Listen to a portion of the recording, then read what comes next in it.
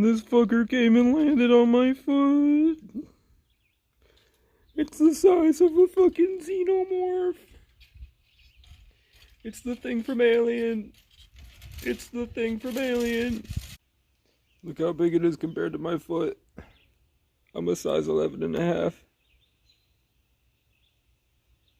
It's half the size of my foot, bro. And it looks like it's wearing a helmet. And it keeps turning a little bit to look at me in the eyes. This thing is not afraid of me. I don't know what it wants.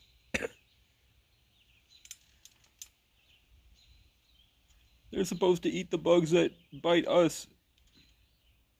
It's washing its fucking hands on its head.